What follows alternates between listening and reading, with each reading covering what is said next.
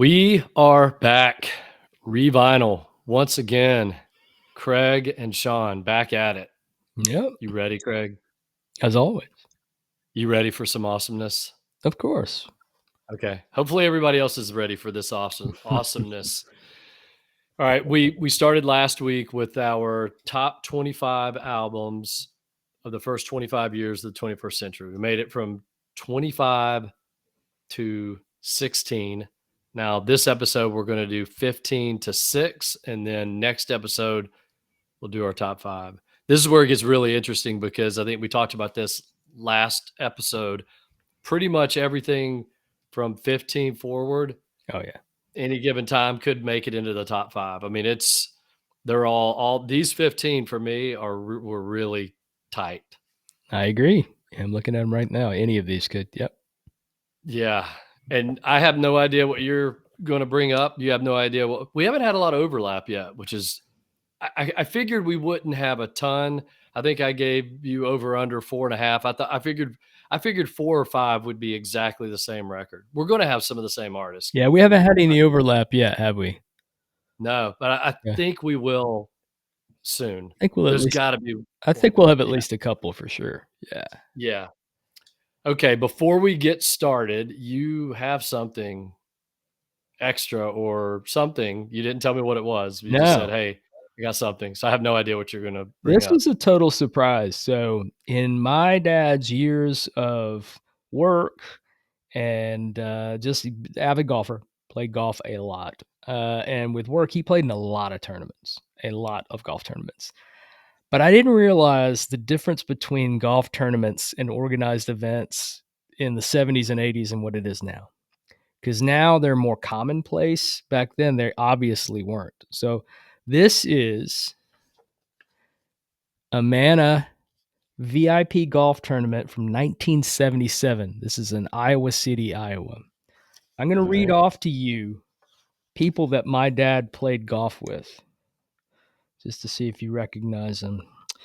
There's a little golf and there's some entertainment. Ben Crenshaw. Okay. Oh yeah. Let's see. Lou Graham.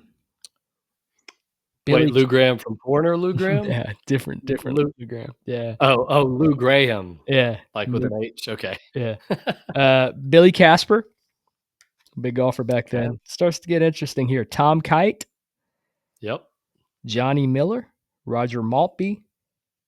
Jerry Pate. Lee Trevino. Dave Stockton. Gary Player. Tom Watson. Dang. Those are the golf pros. Here's cool. The entertainment. You're going to flip your lid. All right. Roy Clark. Chet Atkins. Tennessee Ernie Ford. Glenn Campbell. Whitey Ford. Charlie Pride. And then other guests are Stan Musial. Mickey Mantle. And Ernie Banks. Wow. So a who's who of 50s, 60s baseball stars and 70s country artists. Well, 60s, 70s country artists with Glenn Campbell, Charlie Pride, Tennessee and if Ernie you follow Ford. golf, these were some of the elite golf players back. Right. These are people that my dad actually hung out with and played golf with. It's crazy. And it's crazy because my dad wasn't a huge music guy. My mom was definitely more the music influence than he was, but he enjoyed it. I mean, Chet Atkins, Roy Clark, Glenn Campbell. Are you kidding me? I mean, I would have killed to have seen any one of those.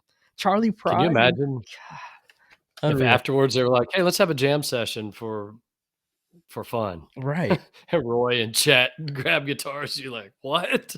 What is happening here? Absolutely incredible. I mean, seriously, you're talking about some of the best that, we were talking about this on the Schizophrenic Music podcast about like some of the elite guitar players. They weren't metal. They were bluegrass, folk, and country. Right. I would put Ricky Skaggs pretty much up there against anybody. Just absolutely just earth-shatteringly quick, so many artists in that realm that don't get the same level of limelight that some of the other modern country artists do. Love it. Right. So, yeah, I saw that and I was like, you got to be kidding me. This is something I think probably had I not looked at it, it's like, I don't need to keep that. I'm so glad I kept it. So, anyway, yeah. That is amazing. Wow. Yeah, and oh, by the way, that guy named Glenn Campbell, not a bad Oh my guitar player either. gosh. Glenn One of the Campbell best. Glenn Campbell was not only one of the best songwriters out there, but just a phenomenal guitar player too. Yeah. So, yeah. He was in demand. He was a part of the Wrecking Crew, right? He was one of the original guys, I think, that were in the Wrecking Crew. Just unbelievable. Yep. That's Absolutely. super cool. All right, we're gonna jump back into our. I have something at the very end if we have time, but we'll focus now on the list, and we're picking back up with number 15. We're gonna go 15, 14, all the way to 6. We'll stop at 6. We'll do it like last week. I'll do one, you do one. Yep. I'll go ahead and start Yep. today, and then pass it over to you. Number 15 for me, and this is where it gets really fun and interesting when I made out my list. Again, top 25 albums of the first 25 years of the 21st century. For me, number 15 is a little band called Old 97s, and it's an album that they did in 2001, Satellite Rides. Great album. Oh my gosh. I love, I mean, Fight Songs, great album, but it didn't qualify because it's not in the 21st century. But just about every song on Satellite Rides, and I'm looking at the list right now, but Roller Skate Skinny is one of my absolute favorite songs. Designs on You, What I Wouldn't Do, Bird in a Cage. I mean, these songs, for anyone who's never listened to Old 97s, I guess they started out more as a quote unquote cowpunk band. They were Yeah. definitely had a country western style to them, but they were amped up a little bit with their sound, faster. The drum beats were typically much faster. But Rhett Miller, and I know you're a huge fan. You and I have actually seen them live before. Rhett Miller is one of the great lead men of the 21st century, in my opinion. Yeah. Watching him on stage, seen him a couple of times now live. Incredible lead singer, great voice. He's got the look, he's got the motions that he does up on stage. He's really a phenomenal lead man. And I've always loved Old 97s. For me, that was a pretty easy choice at number 15. Nice little sidebar. I don't know if you know this, but Rhett recently, I don't know how recently, had surgery on his vocal cords because they found a polyp. Mm, Um, and the surgery was, I don't know what the percentage was. I don't know but basically he was told there is a possibility that you may not ever be able to sing or speak again. And so he has released an album, and that album was released and written in between the time of him being notified of that before he had his surgery. It's pretty awesome. Pretty cool. Rhett Miller's a cool guy. If you haven't heard his podcast, it's called Wheels Off. Super cool guy. Check that out. Great selection there. All right, so my number 15 comes from an artist, and this is one of the more recent ones. I was looking at I added the year for each of these just to see how deep they go. So far, Quicksand from 2021 was the most recent album, and this is close. And this is how I discovered the guy. His name is Andy Schaaf. The album is called The Party. It's a thematic album. It's built off of different scenarios from the same party, different perspectives. Dude, the guy's amazing. The very first song right off the bat sounds like something that Paul McCartney would have written. Just absolutely stunning. He's from Nova Scotia, so know that going into it. His accent sometimes can come out pretty thick. I think it's endearing. I love it. I have a friend that was really turned off by it and said he just couldn't get over it. Um, I don't even notice it at this point, but I think he's wonderful. From this point forward, every album is excellent, but this is one that's got a special place in my heart because I remember sitting there on a Friday night trying to find something to listen to, something new to listen to in 2016. And I found that. And I remember watching the video, and it's very kaleidoscopic. It was just, oh, so awesome. He is one of my favorite. He's also in a band called Foxwarren. They put out an album this year. It's excellent. He's just one of my favorites. So Andy Schaaf, The Party, excellent album. And what album is that? His debut? Was that the Think first that's his album? third. I think it's his Okay. third album. Okay. I'm not sure his album previous to that. I think it's called "The Bearer of Good News," something like that, and it's good. It's really good. It's darker, I think. I just think he's a better songwriter now, and I think it started with the party. I mean, he really Okay. started to craft his chops at that point. And it's SCHAUF. Is that right? It's SHAUF. SHAUF. Okay. Yep. You told me about him a while ago. I haven't listened to a lot of his stuff, but I have listened to some of it.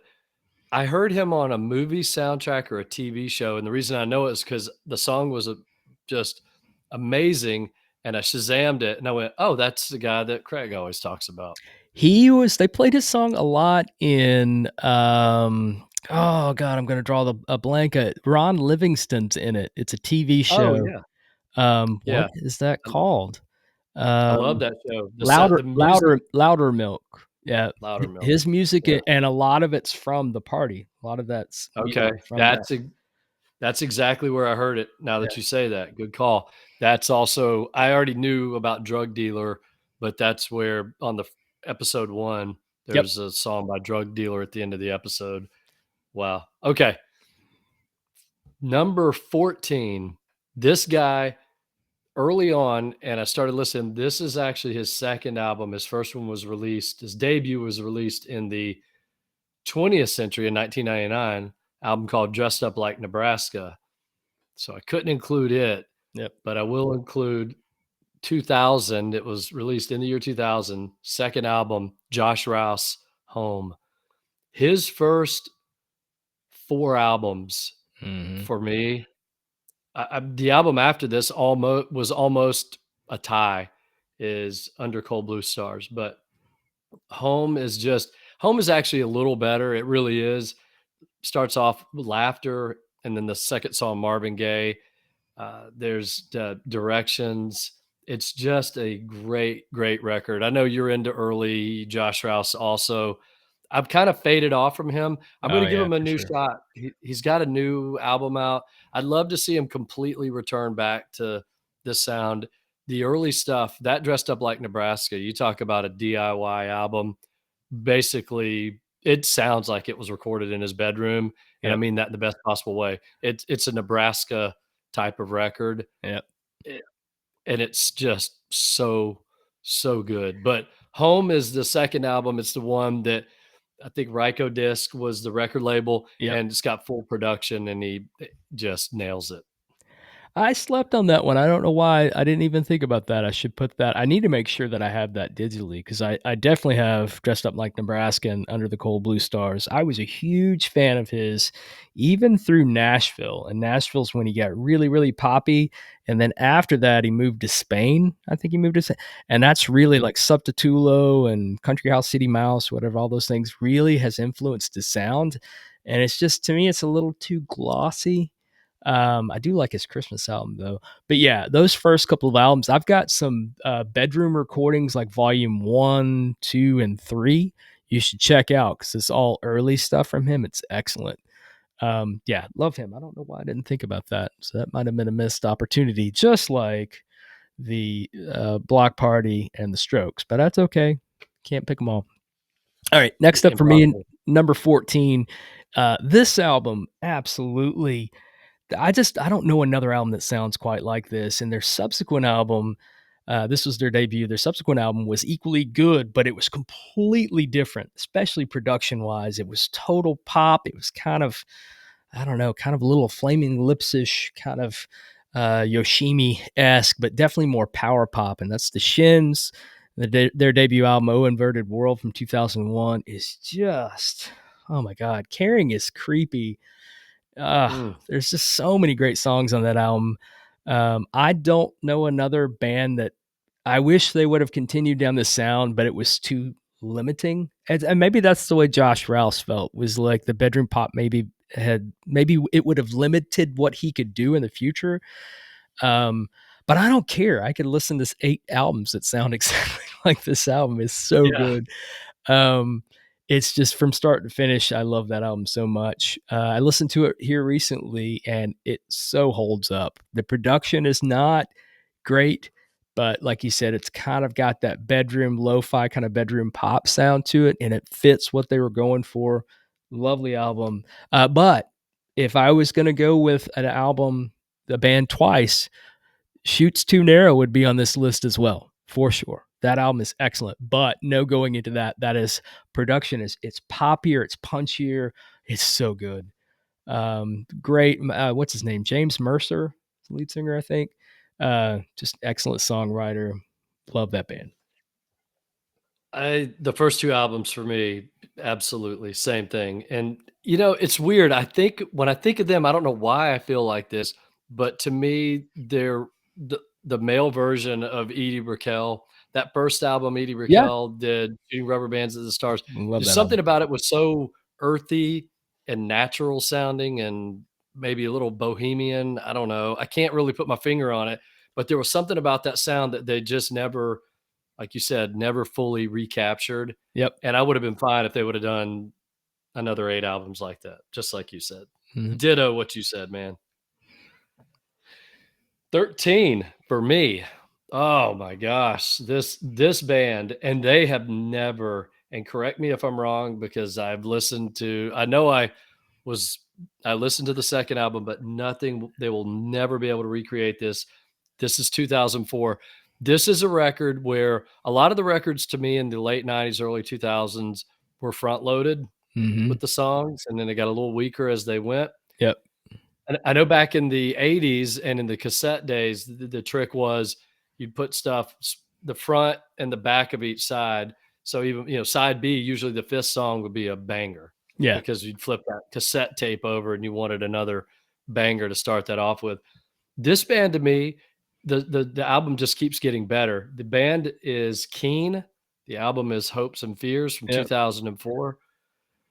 I used to listen to this album all the time. It was one of those records for me, especially if I was on the road traveling, maybe working late at night in a hotel room. I was listening to this record so much. And it's there's no guitar on it, right? It's piano, bass, drums, Yep. and it's just his vocals, the sound, the songwriting, everything about this to me was perfect. It was a very dramatic. That's the word I think of when I think of this album. Oh yeah. Anyone who is listening who hasn't listened to that album before, check it out, but don't give up on it. Every song, you're gonna love it from start to finish. It's one of those records that you really need to play throughout. Totally agree. They sold me live, man. I gotta say, I love that album. I wasn't excited to see them just because I didn't think, what are they gonna do live? How are they gonna replicate this? I went to see the opening bands, and I thought We Can Leave once Matt Pompier. You had Aveo, which is a band I think out of Seattle. They were on Sub Pop. Then you had Matt Pompier and you had Keen, and we saw them in a very, very small. This is when the Cotton Club was up under the Tabernacle. Um, and both the first bands were great. Matt Pond, Aveo was good, really good. Matt Pond was excellent, and Keen was amazing. Absolutely Mm. nobody wanted to leave. They thought I was crazy for not choosing that of the three bands. They were like, "What's wrong with you? This is obviously the best band." And I go, I didn't know they sound like this live. They were incredible, absolutely incredible, because of how sparse it was. I mean, it just nothing got in the way with the piano and the vocals and the bass. Everything was just so well placed, and the energy. He's amazing. He's amazing live. Great front man, especially for somebody that doesn't have a lot to accompany him. He's got to be commanding of that stage, and he nailed it. Awesome. Mm. Love them. All right, so the next one for me, and this was kind of like a claim to fame for me for the longest time, and then just over the years, I've just really soured on this band. But I will stand by their first two albums, especially this debut. I'll even stand by their fourth album. I really like it. I think it's excellent. Everything they've put out since then is just keeps getting more and more watered down, more and more pop. That don't need you to be playing with Rihanna or somebody else, and that's Coldplay. Parachutes, dude, from 2000 is, and technically, I think the copy that I had might have been 1999. I'm almost certain. No, it was 2000. I want to say it's 2000. It was close. I had an import copy of this because the guys over at Eat More Records in Norcross knew I loved Britpop. And so they had an import copy of it on CD. They would play it. The minute I hear "We Live in a Beautiful World," I go, oh, I will take it. I mean, they could smell me from 12 miles away. Like they just knew perfect bait. We're going to sell Craig on this $20 CD that he really can't afford at the time. Um, I could, but whatever. I'm telling you, parachutes, like spider webs. There's so many songs on this album, and there was just nothing like it. And I distinctly remember sitting in the parking lot before our offices. I was a corporate recruiter at the time, and I worked with a guy that specialized in IT. He was from not Pakistan. His name was Tanzer, really cool guy. I love that guy. And we would sit and hang out and drink coffee before we would go in because the offices wouldn't open. And we both came from out of town. The offices wouldn't open until 8, so we'd be in the parking lot at 7:30, just coffee and just listen to music. And I played him Coldplay, and I just remember telling him, "Mark my words, this is the next U2." And boy, how I couldn't have been more right and wish I was wrong, because Yeah. they just never, they just kept, I mean, look, Rush of Blood to the Head is phenomenal. It was definitely a step forward. But they just don't capture what they did. That first album is so emotional. It's so beautiful. It's another album that breathes. And that's what I love Yeah. about it. So Parachutes, man. I love that album. It was on my original list. I just that album to me was it was just exactly what the world needed at that time when it came out. Yep. I remember though, and I love the first 2 or 3 albums. The only difference, I agree with you on the next U2. The only difference is they never made the Joshua Tree album. They never No. made the one that was just fully realized that both was commercial and critically acclaimed. I mean, they never had that one album like Joshua Tree where they just completely exploded, but they were next up. You're exactly right. They were Yep. the next band. They were massive. They were the biggest band in the world at one point. I've seen them live 7, 8 years ago, probably. Yeah. They're actually really good live. Really, really good. They know how to play the crowd. Cool.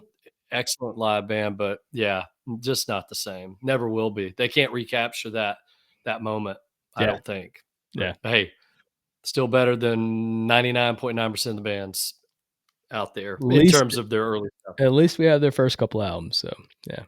That's right. Number 12. Mm. This record, this guy, I did a podcast with you back in 2020. You and Kevin were doing schizophrenic music. We talked about our favorite records, and we were talking new releases at the time. When I bought this record, I didn't realize how much I was going to love it. And I think I spent 10 minutes on that podcast just talking about this record, breaking it down song by song. It was the album. It came out right around COVID, and I love a lot of Steve Earle's early stuff, Yeah. but no record for me of all the stuff that he's done, Ghost of West Virginia just hit me in a different way. It's so raw. It's I said on the podcast that night, I said, this album could be nominated for best country, bluegrass, Americana, and rap album. And I was saying that facetiously, but like it was he was bringing everything together, and it had that hardcore feel like the greatest rap albums, hip hop albums of the time, metal. It just felt so raw, which was something that you don't hear a lot of in the country Americana genre. Right. It was scathing, anti-corporation. The lyrics, the music was so incredible, the production, and to me, I felt like that was the record that we'd been waiting for from Steve Earle. And I love his stuff. I've talked about how much I love Copperhead Road. Right. I think it's one of the best 500, one of the 500 greatest albums of all time, in my opinion. But this record for me, Ghost of West Virginia, is the one. Awesome. I remember that. I distinctly remember that. Great album. The follow up to that was really good too. Yeah. But that album, you're right, was just different. And the reason it was so emotional, I'll just say this really fast for those that don't know, is he wrote that based on, I think it was a play and he wrote all of these songs, but it was based on a real life story of coal miners that were killed. They were coal mine collapsed, Yep. and in one of the songs, he lists out every man that passed away during that while the song is going, Wow. and it is so impactful. Wow, what an album! Stunning. I can't top that from an emotional standpoint, but this is my favorite band. So I can say that. And this was a pinnacle moment for them, that being the church. I'm going to go with their album Further Deeper from 2014. And the reason why is this album was the first album without one of their core members. They still had Peter Koppes, who also played guitar. They still had the lead singer, Steve Kilbey, um, and he plays bass. But they had always had Marty Wilson Piper, who was quite the character of the band, definitely more flamboyant from a guitar standpoint, played a lot of 12-string guitar, and did a lot of singing, a lot of background singing on albums. And I was really questioning. I don't know if this band will be the same without him. And they had released Untitled Number 23 was one of their best albums. And when that was the last album with Marty Wilson Piper. So I was like, oh, I was so bummed.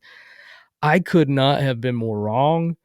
Um, I'm telling you, Further Deeper is one of their best albums. I think all their albums that they've released since he's left have been really good.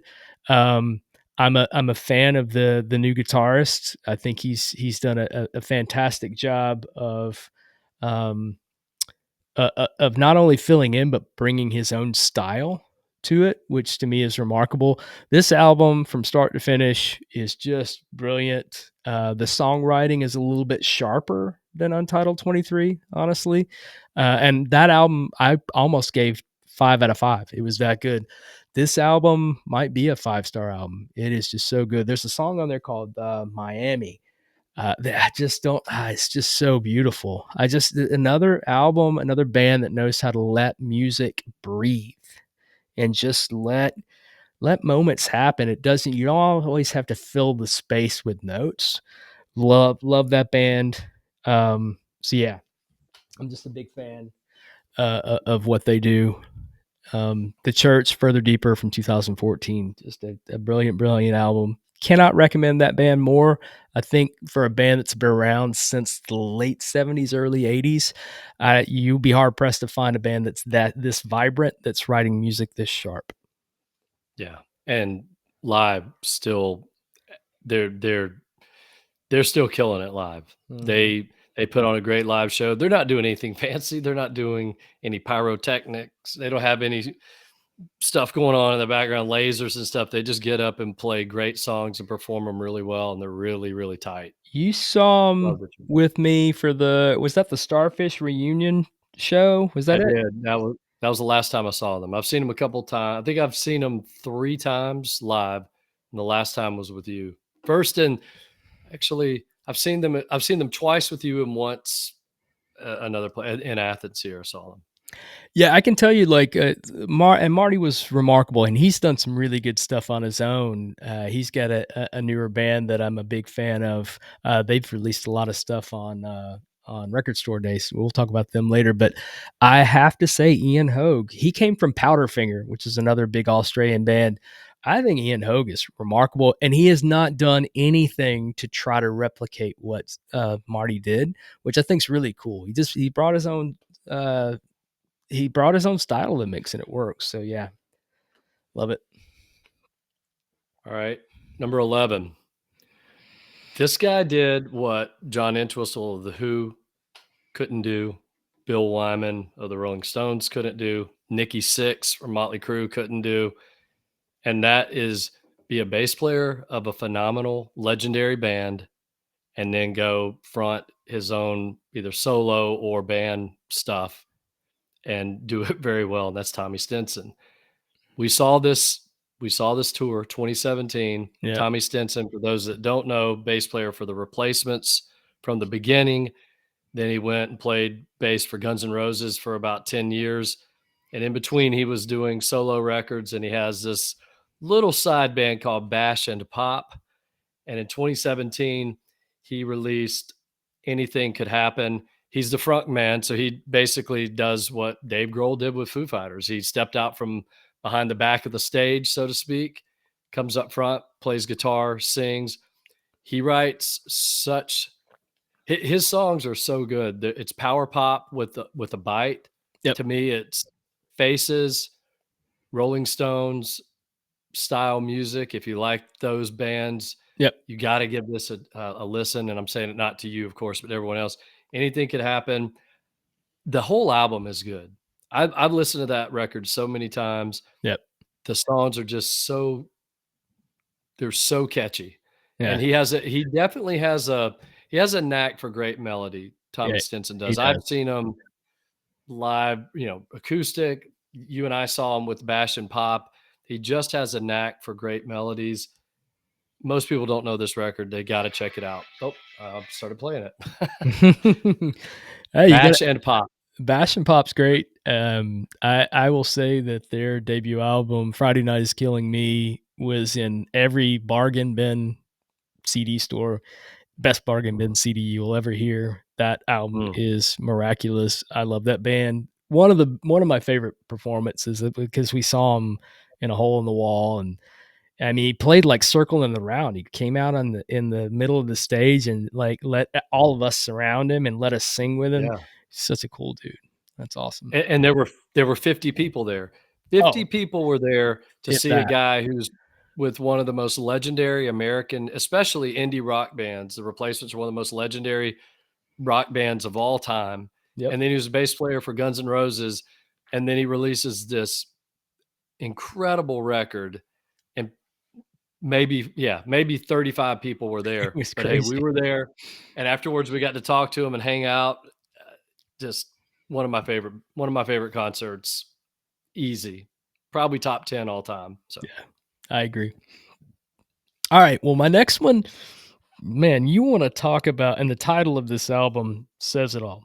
You want to talk about an artist that put out something that was so diametrically different and opposed to what he had done before because he was really known for kind of not chaotic but very impulsive music, very fun, very just off the cuff, and that's Beck. But when Beck released Sea Change in 2002, I'm telling you, it was a breakup album for him, and you could hear it. It's like Beck decided to channel Gordon Lightfoot.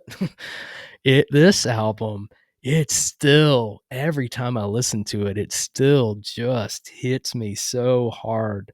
I remember when I bought this CD, and I remember when I popped it in because I had not heard it at this point, and I was excited to play it. I was working in music stores at the time, and I was excited to play this for some of the coworkers. And I remember when we first listened to it, I think we ignored the customers. It was so good. Um, just it's a very personal album for him. He did put out a kind of a follow up to that called Morning Phase, which I think is really good. Morning Phase is excellent.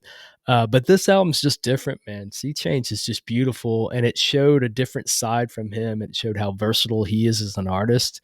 Just excellent. So cannot speak highly enough for this album. It's excellent. we're now in our top 10. Here we go. Yep. Number 10. This is a record and this band, and they still make great records. This was my introduction to them. I had been reading about this band for a while, sort of the hot new band, probably because I don't know, maybe they played South by Southwest in the early 2000s, but they were a buzz band from Kentucky. And I kept hearing about this band with a really weird name. And so the album comes out, and I think, let me check my facts here. Yeah, 2003, this record comes out, band called My Morning Jacket, and it's called It Still Moves. Mm-hmm. I put it in, I buy it on CD the day it comes out. It's displayed up front, and I thought, okay, this is that band I've been hearing about. Let me go check it out. And this is before we had iTunes or anything, so it wasn't easily accessible. I just kept reading about them, but never hearing them. And I put it in, and I could not believe it. I could not believe I had found a band. I was right in the middle of my Americana phase with Whiskey Town and some of the other greats. And this just completed the circle. I told people at the time, it was as if Neil Young was from Kentucky this is kind of what Neil Young and Crazy Horse would have sounded like, or even Neil Young on his own solo, because it just has that vibe. They could be really soft and acoustic at times, and then they could kick it up a notch. Yep. And this to me was such a great driving record. I talk all the time about, well, I love this record. I used to listen to it when I was flying or sitting in the airport or working late at night. This was not one of those albums for me. This was a driving album. This was an album. I did a long road trip one time, and I think I listened to it 2 or 3 times on the drive there, just over and over again. Some people will say the next album, Z, is better, and it probably, in some ways, Craig, it probably is. It's more fully realized, but to me, the rawness of this record, it was perfect for that time, and I always go back to this one first. Totally It agree. still moves. Yeah, My Morning Jacket. Totally agree. I think that's their best album. I love Z, and it's very different. I feel like Z is more like their. It's kind of I equate it to like Black Keys putting out their big album. Of course, I draw a blank on the album title. El Camino.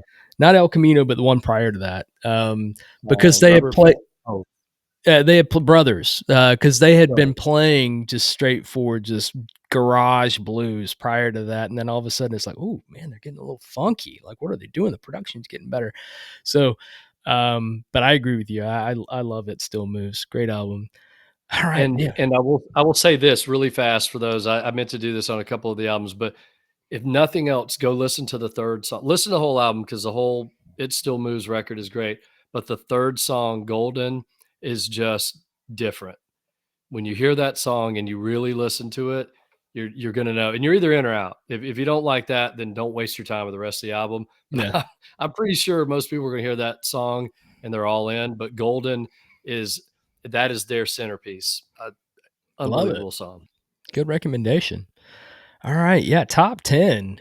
I'm surprised I have this at 10, but I'm just being honest. A lot of the stuff before it or that comes next, I don't know. I could shuffle this. This is one that I debated, but it's where I put it, and I'm going to keep it there. And I remember when I bought this. I mentioned Flaming Lips, Yoshimi, and the what is it, Yoshimi and the Battle of the Robots or whatever.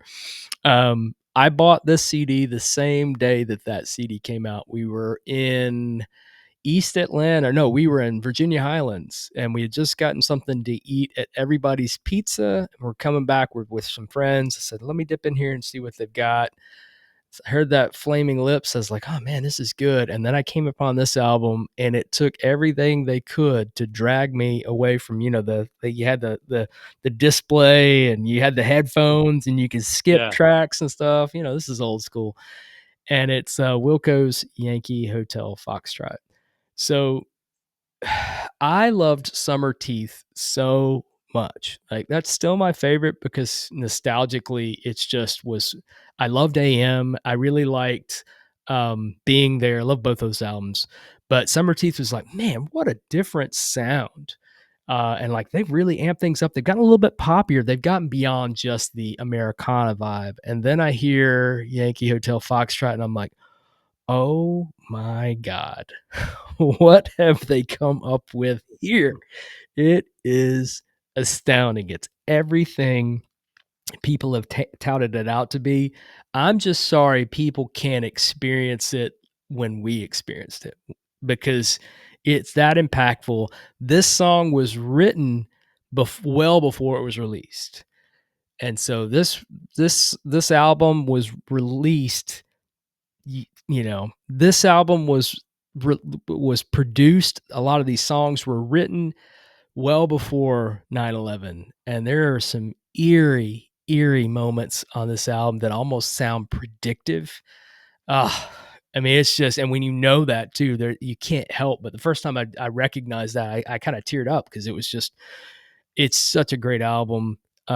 It could easily be their best album, and it's probably is their best album, even though they continue to release just excellent stuff. But Yankee Hotel Foxtrot, I'm telling you, it's just different. There's not another album out there that sounds like it.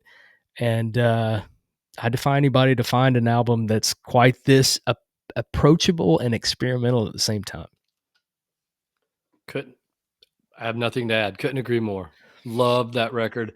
I love Wilco. I was like you already into Wilco at that point, and then that one comes along, and you go, "Wow, yeah, they just took it up another notch." Yep. Well, number nine A 9? is a really good segue because 9/11 happens, and for you and I, very in for most of anyone who was living at the time, such a horrible time, and it was just there was so much emotion at the time, and everything was just everything felt so as you could imagine as it should. It felt just so everything was so down, and I remember going into 2002. I just felt I felt and I'm not trying to give this guy so much credit that he just saved everything, but I felt like I needed an album. We needed an album from an American artist that just it was the right time. And that was Bruce Springsteen. And when he released The Rising in 2002, Mm-hmm. again, I don't want to put too much emphasis on it, but there was something about it, and I've always thought about it, that that was an album that needed to be made and released post 9/11 by an American artist, a voice of America at the time, like Bruce Springsteen. And I don't know how much of that album was already written. I think some of the songs were influenced by 9/11. But when I heard that album, I thought this is one of the first great records of the 21st century. Such a great record. He did a few other albums after that that I thought were almost as good. Mm-hmm. I think this album is right up there, just behind, for me, Born in the USA. I might even put it ahead of Born to Run. It's just such a complete album for me, and I think it's one of Springsteen's finest moments. Excellent. Love it. Great pick.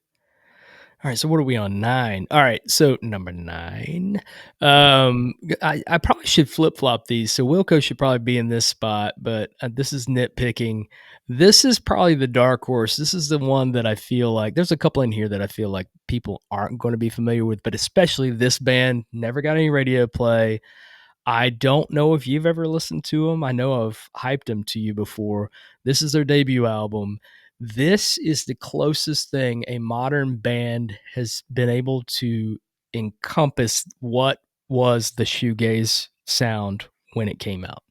This band, to me, if you didn't know any better, and if you just played it for somebody, they would go, "Is this Slow Dive? Is that who? This sounds like Slow Dive, but better."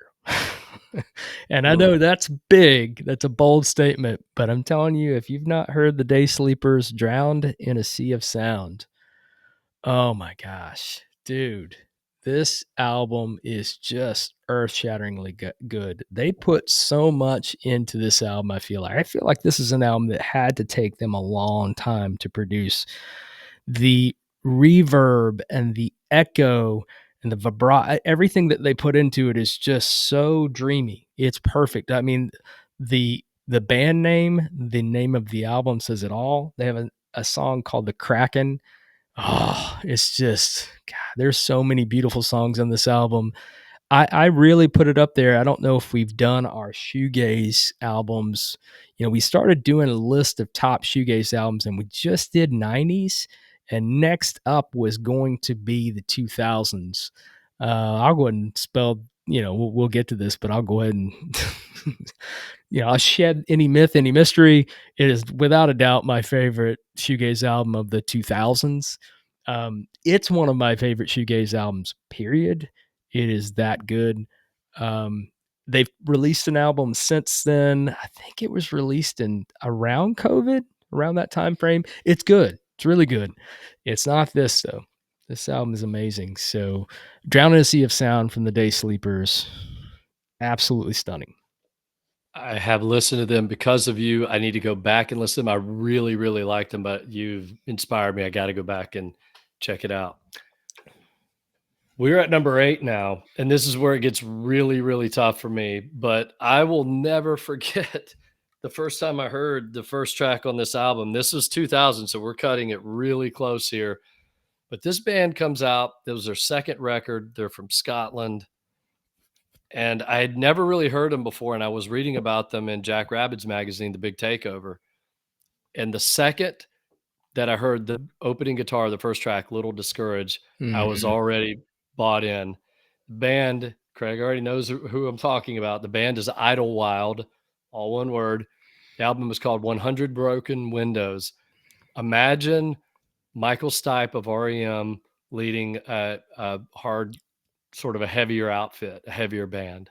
To me, that's what it always sounded like. He wrote songs, intelligent lyrics. He sang at times very much like Michael Stipe, but these Mhm. guys could flat out rock. And Yeah. from the beginning, Little Discouraged. For me, these wooden ideas, oh Oh, my gosh, yeah. floored me when I heard it. I couldn't stop listening to that song, that chorus, and these wooden ideas. Rosability, are Rosability you is my kidding favorite. me? Yep. Is that your favorite? Yeah. Yeah. Yeah. These Wooden Ideas is favorite for me. And then they do beautiful so actually it's darkness. I mean, there's so much beauty in this record, and it's almost a post-punk type record, Yeah. but with incredible lyrics, very clear, great melodies. But at times you were just like blown back when you had to do that. Actually, you were blown back when you'd hear some of these songs and the guitars. They come right for your throat, but it's at times such a beautiful album too. Can't recommend this enough. 99% of the population has never heard this album, Yep. and that's too bad. It's excellent. It's I wanted to love the remote part, which is the follow up album. I Me wanted to too. love that so much. There's a couple of bangers on that album. It starts off good, and they do have a song called "The Hiding Place" or something. It's one of their best songs. It's definitely poppier, but it's so catchy. But yeah, Rosability for me. I say a dark horse on that is the I think it's called the Bronze Medal. It's a real Oh it's gosh, yeah, beautiful, beautiful yeah. song. Kind of tragic sounding, but yeah, Rosability for me, I mean, one of the coolest lyrics ever is Gertrude Sign says that's enough. I just, I know that that's not enough. I love that album. Yeah, Another one, there's several here. Like I said, I'm going to mention once again, Silent Alarm. This is this it from the Strokes should be on my list, and that's definitely one of them. But alas, we can only pick 25. So that's right. number 8 for me. All right, so this is not my was not my introduction to him. My introduction to him was actually his band, and I didn't even know it at the time until I saw a nifty little movie called Good Will Hunting. That's where I discovered Elliott Smith and realized, oh shoot, I've been listening to Elliott Smith, but he was more of a punk rocker and Heat Miser. Um, but this album, and though I'm going with Figure Eight, it was his album from 2000, was huge because it was the first time I got a chance to see him live. I totally squandered it. I was just too into socializing with a friend and a couple of other friends and going outside and smoking and stuff. And we got there late, and I was so bummed out about it. This album's beautiful. It's absolutely beautiful. He started to experiment a good bit more with each and every album. He got a little bit more explorative. He did things. You could tell he wasn't. He started off kind of just him and an acoustic guitar, and he's a phenomenal guitarist. And then XO comes out, and then all of a sudden you hear that production. You hear his piano playing. You hear Paul McCartney starting to come out. Lennon starting to come out. Um, Harry Nilsson, just all of the Kinks, all this stuff gets mashed together, but in his style. And it's it's dark. It's not the easiest listen for sure, but he's got some poppy stuff too. And I've always felt like Figure Eight was kind of like the dark horse. It's his last album before he passed, and so it means a lot to me. His music means a lot to me. So this is I say it's one of my favorites. All of his albums are one of my favorites. So, but yeah, Figure Eight, Elliot. Figure Eight. That's that's a solid choice, and I know how much you love him even more than I do, and I love Elliott Smith, but you are the OG fan of Elliott Smith of my friend group, and I yeah, either or stunning album, and then like you said, he just kept growing on it, building. He wasn't satisfied with just being the guy with a acoustic guitar and a bass player and maybe a little bit of snare drum in the background. He started to fully realize the vision, Yep. And I love the way he did it. He did it the right way. A lot of artists start out in a similar vein, and then when they try to add stuff, it just doesn't work as well. And he did a really good job with that. Yeah. Sidebar too. Song to check out for me. One of my favorite songs he's ever written is a song called "Color Bars." Check that out. Excellent song. Well, Craig, I have exciting news for you with my number 7. Guess what we finally have? We finally have a match. Uh-oh. Okay. Yep. My number 7 from 2002. This band, I'm not going to say too much because Craig's already talked about it, but the first few albums they kept building. They started out very alt country, Americana, and they kept evolving. For me, Being There was their Neil Young and Crazy Horse album. It's the second time I referenced that tonight, but that was their, and it was very, one half of the album was very acoustic and the other half was a little bit more harder. But when they got to Yankee Hotel Foxtrot in 2002, the vision was fully realized. The songs for me, War on War, Mm. I could listen to that song 1,000 times, and it's so funny because I played it before for my wife, and it's so repetitive in the beginning where he just keeps saying it's a war on war, and it's going, but I'm just like, just wait, because when it kicks in, Yeah. you're floored by it. I Yeah. I love this album so much. I love even they basically, in my opinion, they took everything they'd done for the first 3 albums, and they started adding a little more weirdness to it, but not enough where it turned you off. Yeah. It was just like Heavy Metal Drummer. I was gonna say It's that's the such a I was it's such thinking a the same thing. goofy We're song. we're on the same yeah, exactly. Yeah. Yep. Yeah, it's this goofy song, and then but when the chorus comes in, you go, "Oh my gosh, this song is so brilliant." It's the whole album to me, I could listen to over and over again. Pot Kettle Black, Mm. oh man, Yep. just you know what I'll say? Just go listen to the album and listen to every single song because the whole thing works so well together. So we probably said enough about Wilco Yankee Hotel Foxtrot for one night, but there you go. Nice. Back to you. That's awesome. Yeah, first, I already know we're gonna have 2 because my number 6 is you've already mentioned it. My number 7, though, I'm almost certain is in your list. I'll be shocked if it's not, but maybe. Um, this album, I remember seeing billboards and huge placards of this album cover in like Tower Records and stuff, and not really knowing much about them. And then I have no idea who played it for me first, but when they did, it's like I needed a moment. And I was like, all right, I think I literally went to Publix, bought a 6-pack of beer, cracked open a couple, and just listened to it before I went home. Because this is when at this point, I was probably still closing pretty early, maybe 7 o'clock or something. So maybe Becca was working late. Anyway, that's a long way to get to Interpol's "Turn on the Bright Lights." Man, I mean, dude, I listened to that album when I was piecing together the list. I knew it was going to be on there, and when I was starting to listen to some of this stuff to find out where I wanted it positioned, I was floored at how much impact this album still has. It's just I liked Antics, their follow-up album. I like it. I like it a lot. It's not this though.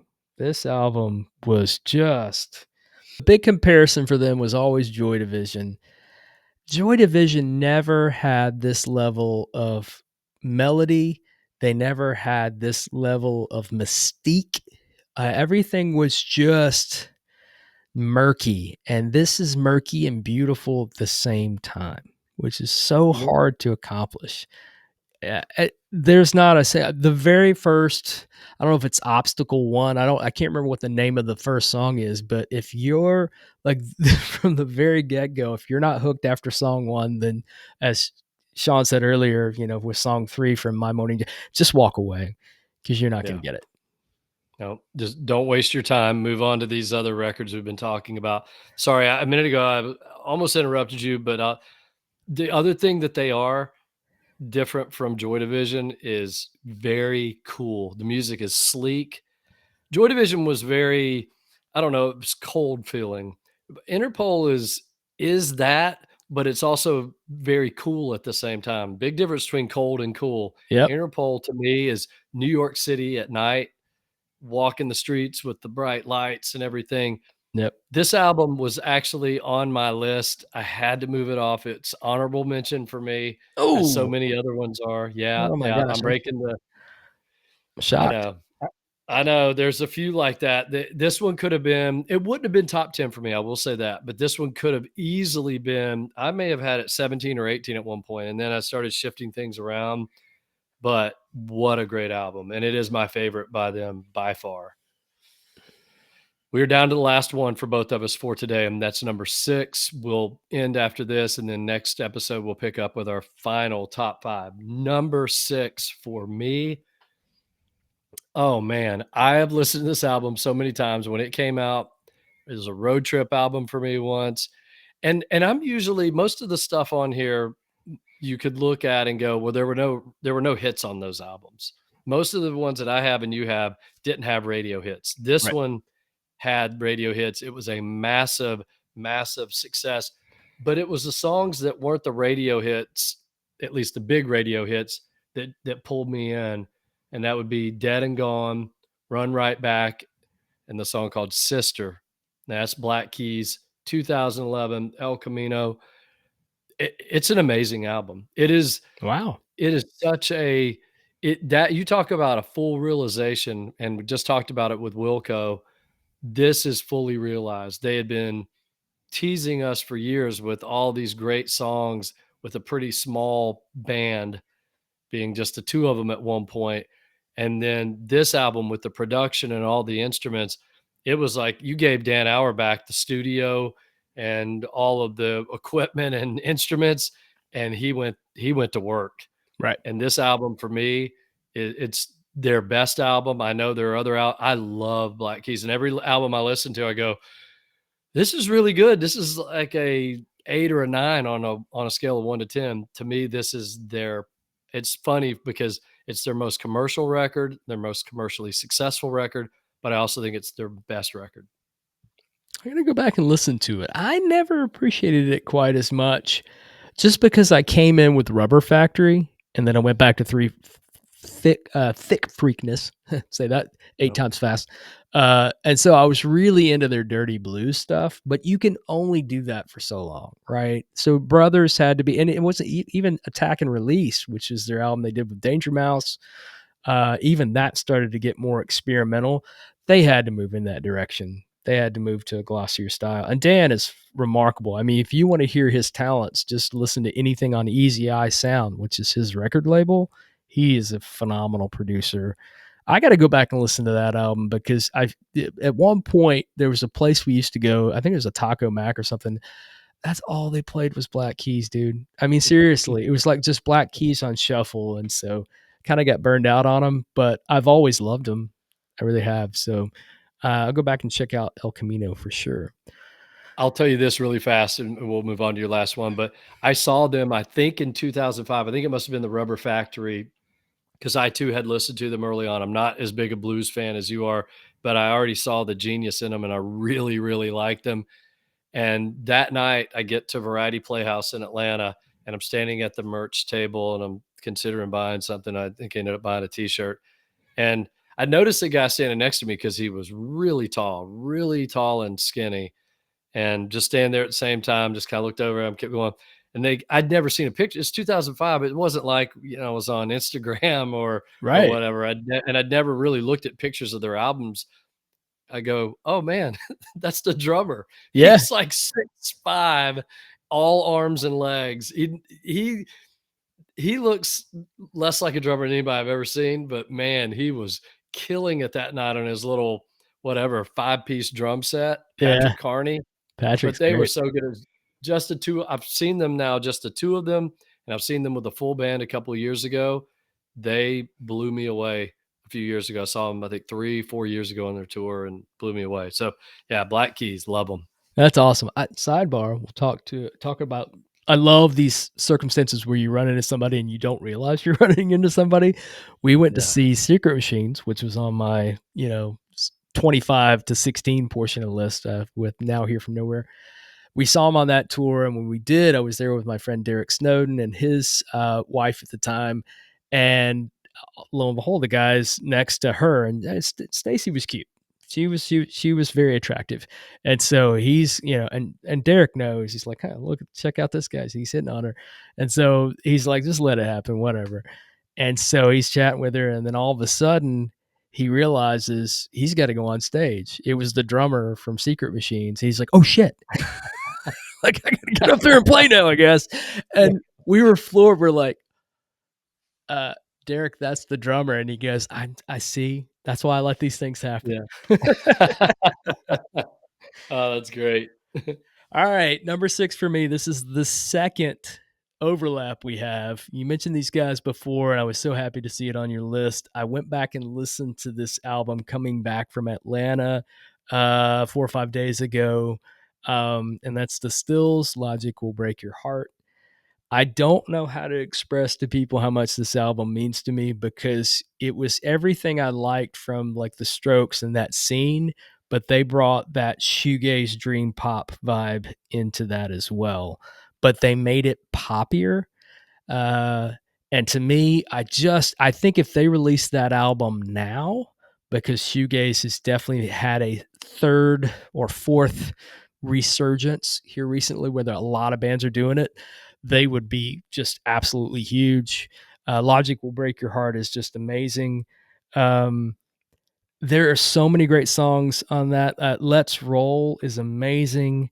I love that song. I think the dark horse on that is I'm Ready For It.